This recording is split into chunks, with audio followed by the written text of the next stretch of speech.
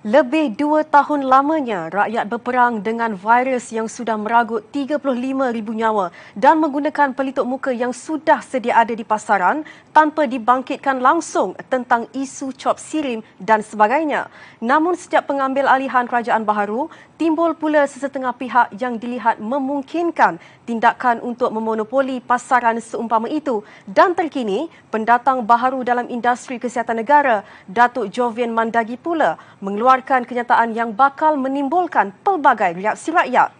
Timbul persoalan mengapa catatan pereka fashion itu menerusi laman sosialnya seperti itu tidak dizahirkan pada awal serangan virus COVID-19 di Malaysia dan kenapa baharu sekarang muncul dan adakah menggunakan kelebihan sebagai menantu Perdana Menteri Datuk Seri Ismail Sabri atau sebaliknya.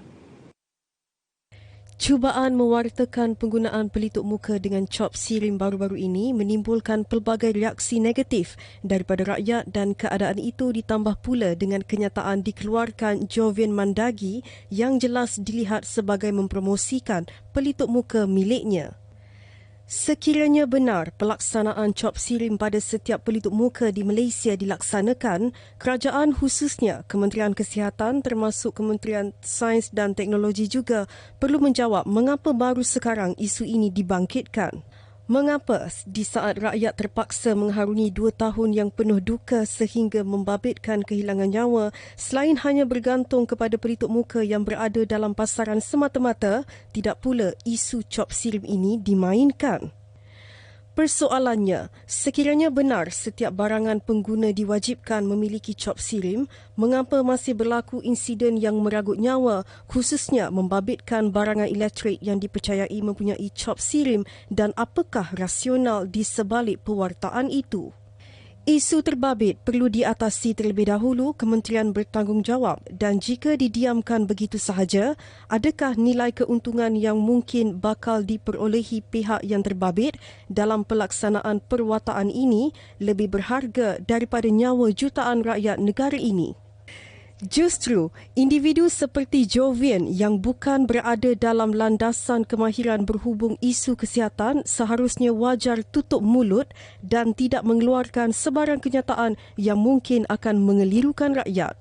Sekiranya dakwaannya berhubung penjualan pelitup muka yang tidak berkualiti bersepah di pasaran, maka Kementerian bertanggungjawab khususnya KKM dan MOSTI perlu menjawab dakwaan itu termasuk kenapa tidak penyelarasan sejak awal pandemik lalu.